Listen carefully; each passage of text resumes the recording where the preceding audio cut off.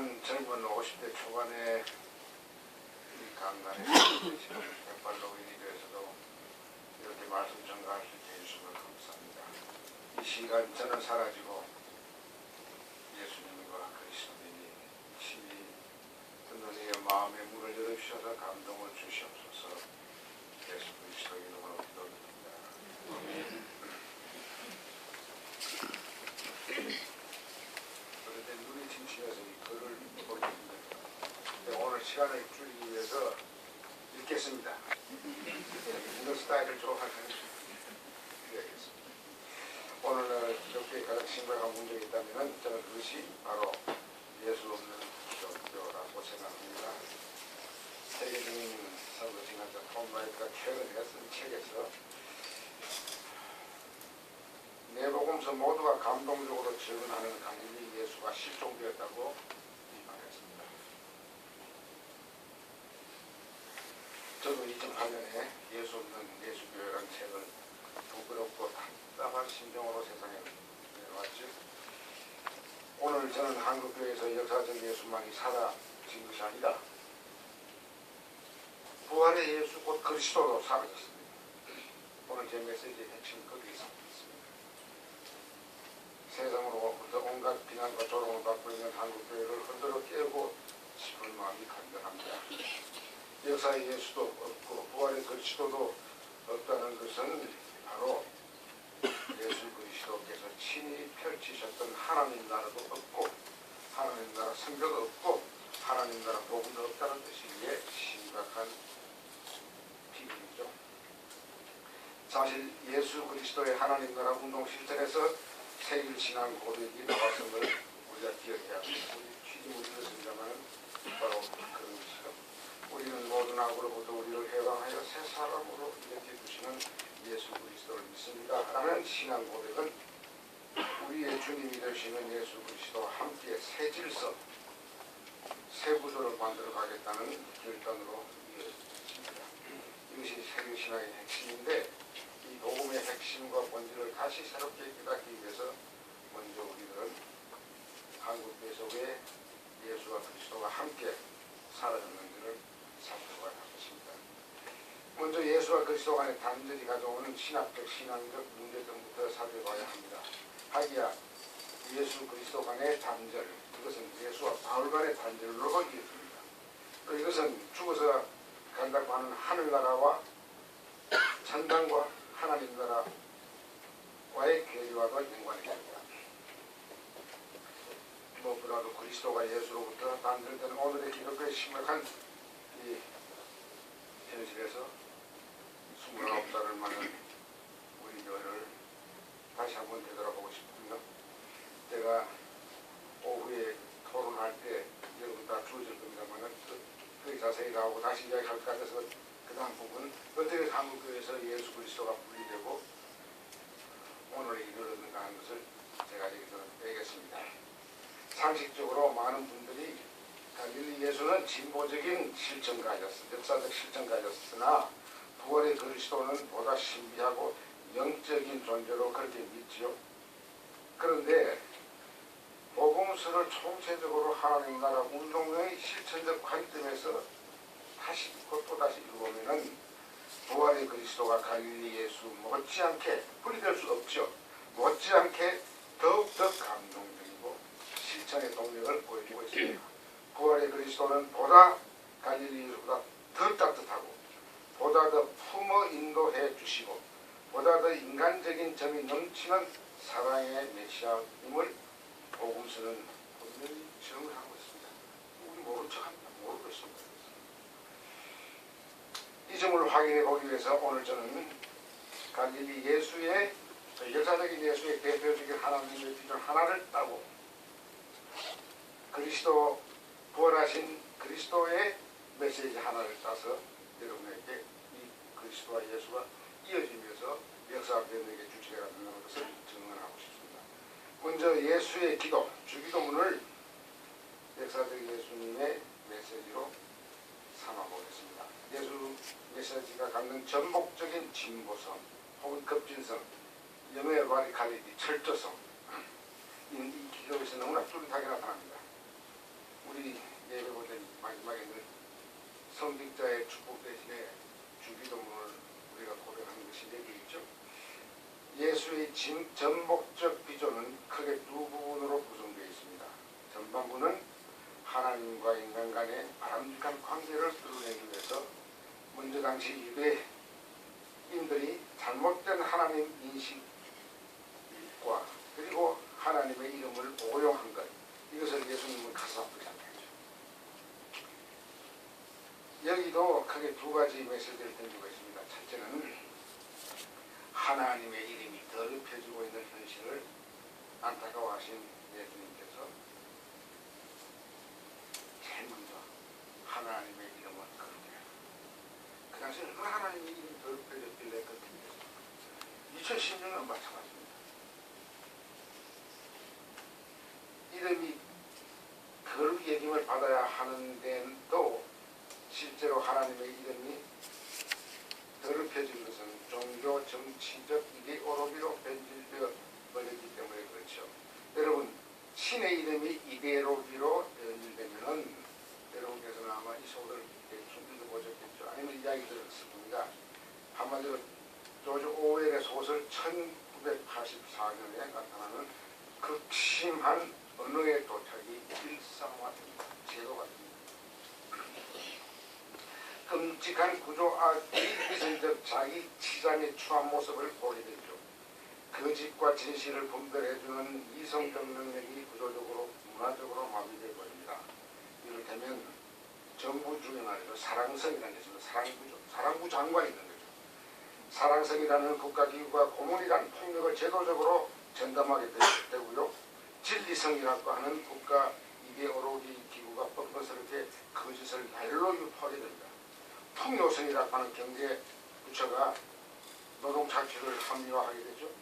이 같은 위선적 전체주의적 억압과 착취 구조 아래서 밑바닥 인생은 빅브러더가 지시하는 대로, 빅브러더가 참 무섭습니다. 1980년 지시하는 대로 아멘 할렐루야를 외치듯 열광하게 되고 마침내 그들은 가축화되고 가축 동물이 되는 것이죠.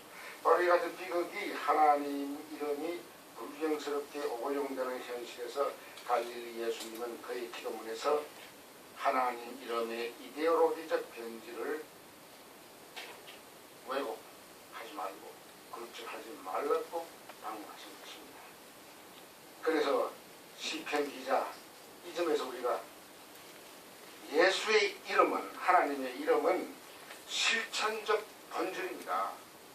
그래서 우리가 예수 이름으로 기도해야 할 이유가 있는 거예요. 그런 이름이 아니에요. 그건 실천적 본질이에요. 제가 29년 만에 처음 이야기를 합니다. 그래서 시편 23편, 여러분들이 너무 좋아하는 23편에 보면은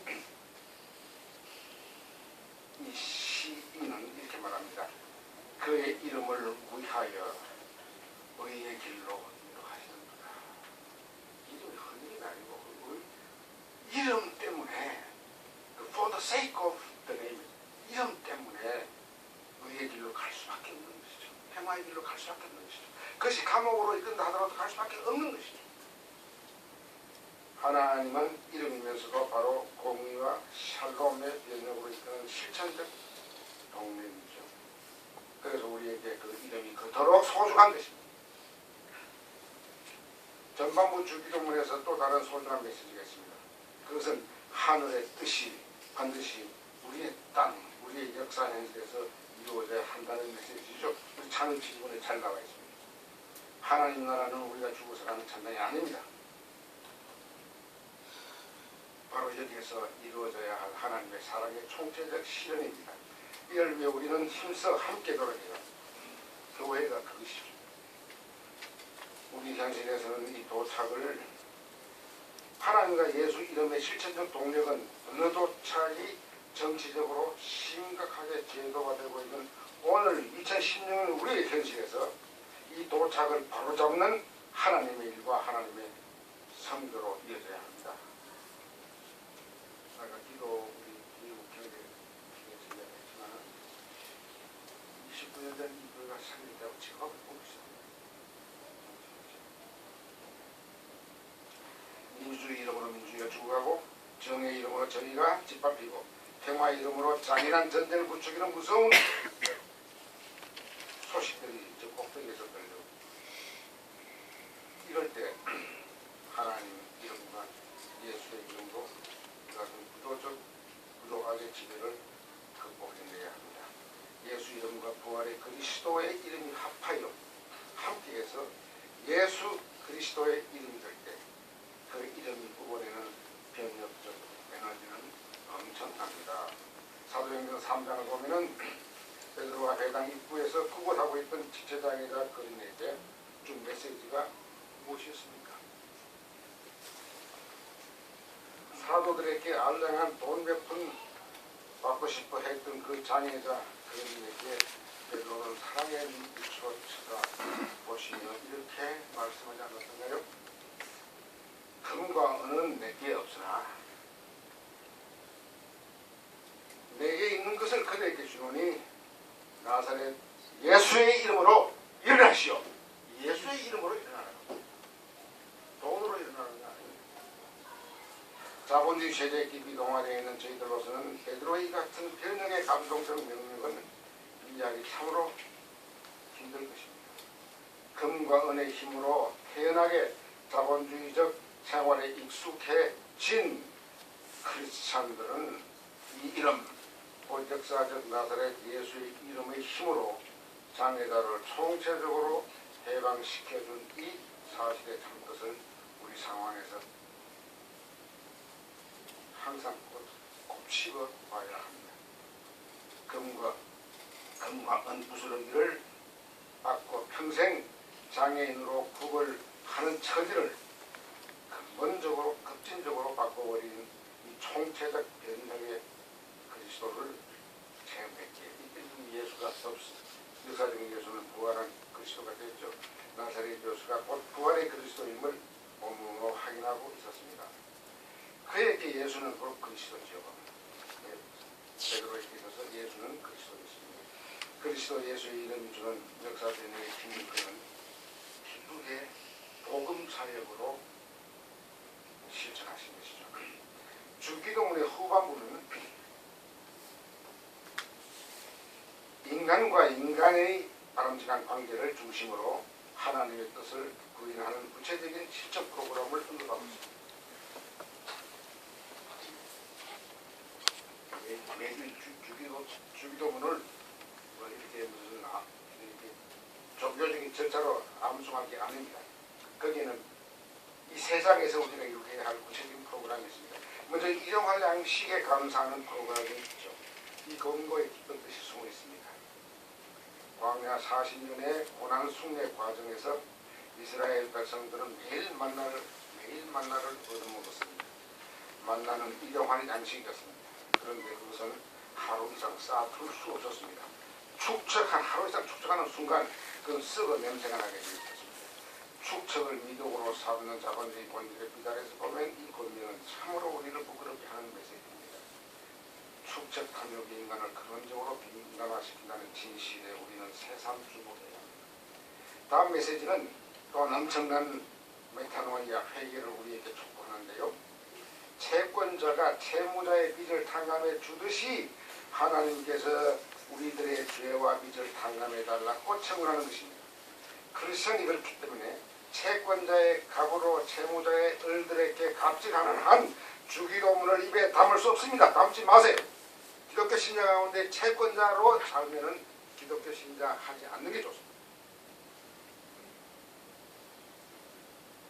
우리의 경제적 갑질을 유치고 버리지 않는 한 우리의 기도는 무의미합니다. 하나님의 용서를 받으려면 먼저 우리는 우리의 을들에게 하고 있는 온갖 갑질을 그만두는 결단부터 해내야 합니다.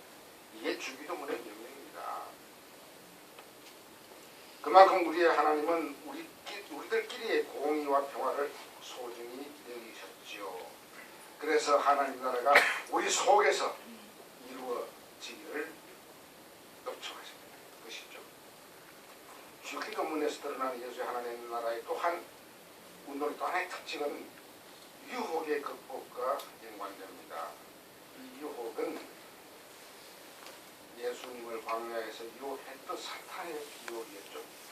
특히 이 세상에서 지도자가 되려는 크리스천들에게 뭐 여기 지도자가 되려고 하는 크리스천들이 젊은 사람들한테 있는지 몰라도 혹시 있다면 이 유혹 극복은 참으로 적절하고 절박한 메시지입니다. 크리스천으로서 높은 지위에 있는 사람들은 이걸 꼭 기억해야 합니다. 교만과 독선과 힘에 의한 제약으로 세상을 이끌려는 지도자는 결단코 하나님 나라를 세울 수 없습니다.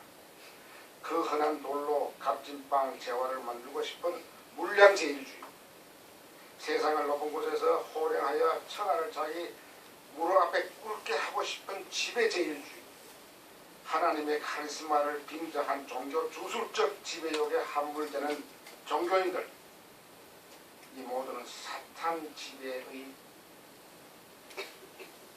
항공하는 꼴이지요. 이 진리를 잔혹하게 주기도 오늘 촉구하고 있습니다. 앞으로 주기를 하는 일로 생각하시기 바랍니다. 그런데 이 사탄의 유혹은 바로 구조학의 유혹이기도 하죠. 구조학의 민낯을 예수님께서는 항상 꿰뚫어보라고 했습니다. 누가복음 보면 이런 기사가 나옵니다. 예수께서 그라사 지방 무성가에서 참으로 비참하게 고통을 당했던 정신질환자를 만났습니다. 정신병 환자죠. 예수님은 거기에다가 가서 내 이름이 뭐냐? 라고 물으셨습니다. 왜 물었을까요? 그저 고쳐 좀 드려도 왜 이름을 물었을까요? 역사에 예수는 인간을 괴롭히는 사탄의 구조적 본질을 드러내 보이기 위해서 그렇게 물으신 것입니다. 이렇게 질문하니까 그 그라사 지방의 정신병 환자는 예, 제 이름은 레기온입니다. 로마 군단입니다. 라고 이야기했어요. 로마 군단. 로마 식민지 시대죠. 당시 천하를 폭력적 승리주의로 지배했던 박스 로마나의 민낯, 그것도 제도화된 폭력 지배 정책을 그대로 드러내 보여주신 것이죠. 이게 무슨 정신병, 연예를 다가 사바다 많이 가지고 개인적인 사적인 정신이 발광한 그게 아니란 말이에요. 그리고 평화 지배와 선명하게 대조되는 사탄의 군사적 폭력 지배를 드러내 보신 것입니다. 그러기에 구조적 악에서 우리를 해방시켜 주시는 예수의 성전은 결단코 관념적, 명상적, 신학적 탐구에 거쳐서는 안 됩니다. 그것도 그럴 필요가 있지만 그리스도께서 안 된다는 이야기죠. 그리고 예수님의 귀신 몰아내는 이 치유 행위는 개인적 정신질환의 치유만이 아닙니다. 그 질환의 뿌리에 스며 있는 사탄의 구조악을 제거하는 총체적 치유였습니다. 여기 예수가 추진했던 하나님 나라 운동은 구조의학에서 개인만 이렇게 세워져 주시는 것으로 끝나는 것이 아니라 그 악의 세력을 무력화시키는 놀라운 힘을 드러내는 공공적, 감동적, 변혁적 운동이었습니다.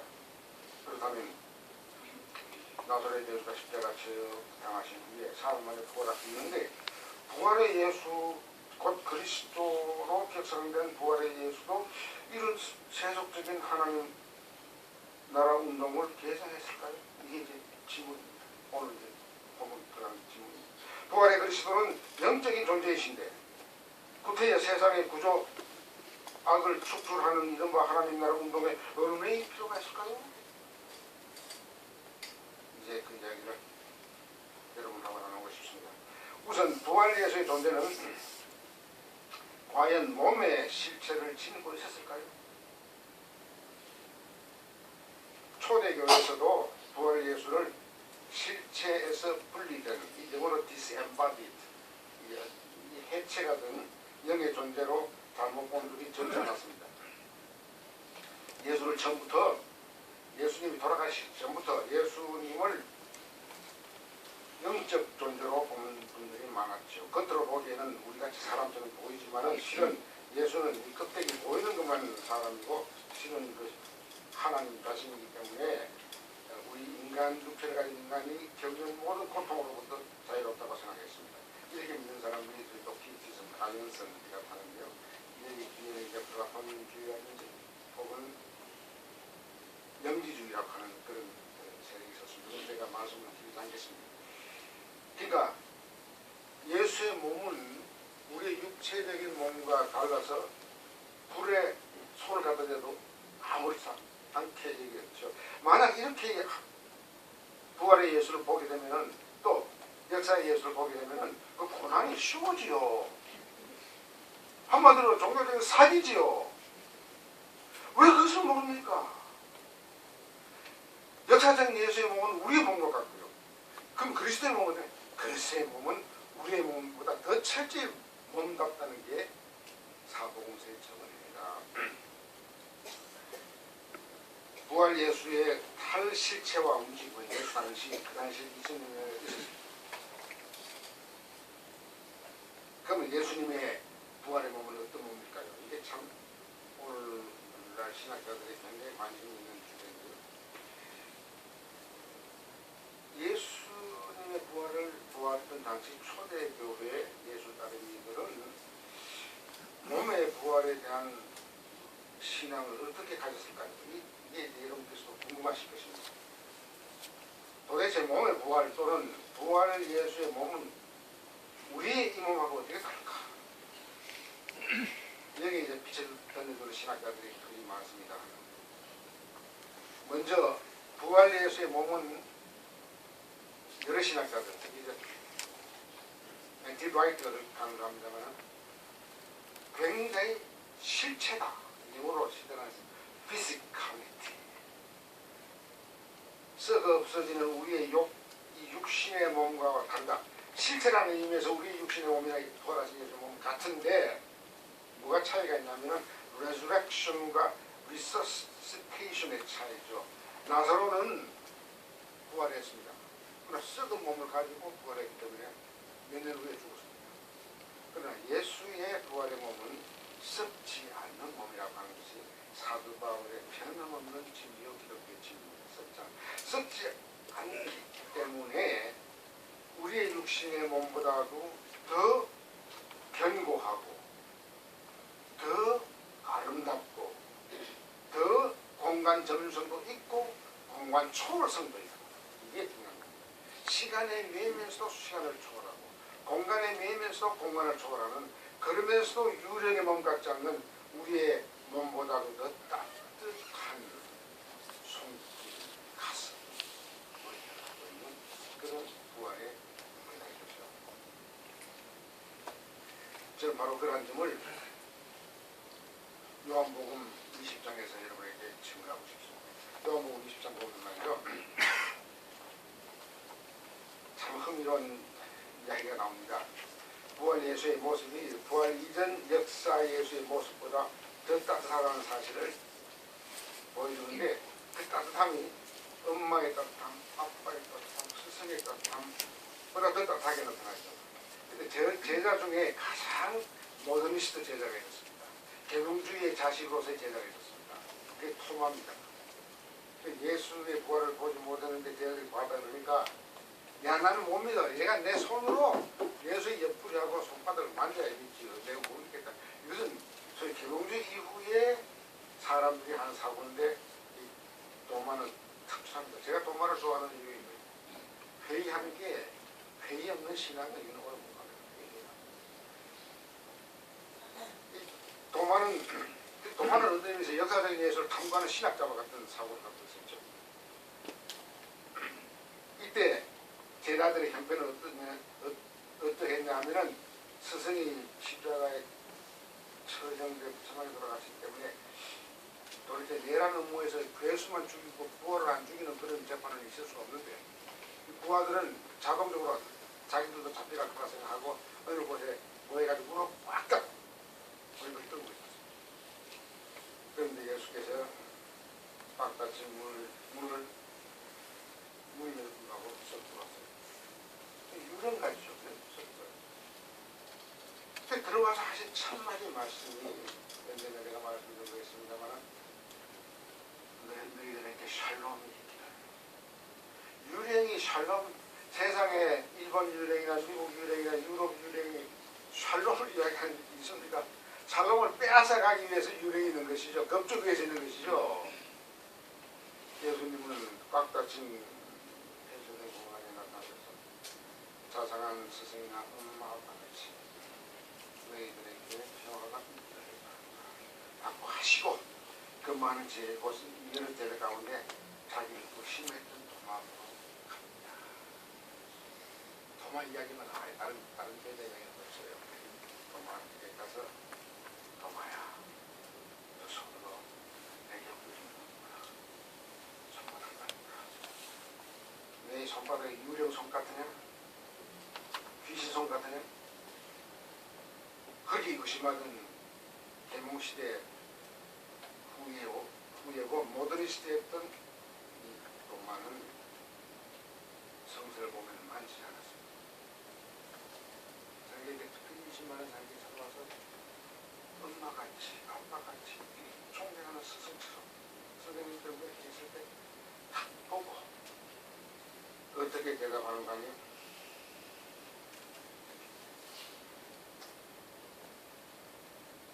나의 주님, 나의 하나님, 이렇게 고백합니다.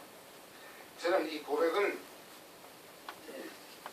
허무주의를 극복하는 역동적 포스트 모더니즘의 고백이라고 저는 보는 겁니다.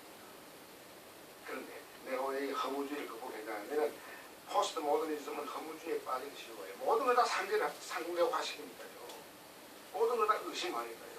허무주의에 빠지기 쉬운데 이 도마의 고백은 모더니즘에서 포스트 모더니즘으로 가는데 그 포스트 모더니즘이 갖고 있는 니힐리즘이 없다 이거예요. 거기는 추상되는 것이 없다 이거예요. 거기는 정직한 변화가 있는 것이죠. 이 모더니스트 도마는 갑자기 정말 실천적 포스트 모더니스트가 되어 무릎 꿇고 나의 주님, 나의 하나님. 이게 우리 교회에 필요한 거예요. 우리 나의 주님, 나의 하나님 이거 없어요. 우리 교회에. 왜 부활에 대한 인식이 없으니까 부활의 영성이라고 하는 귀신 같은 영성으로 생각하는 사람이 있고요. 뭐 부활했는데 무슨 역사적인 예수가 있다고 하는 것 같은데 역사적인 예수가 그렇게 실천적 혁명가를 이야기하는 거 아닙니다. 자기를 피워내는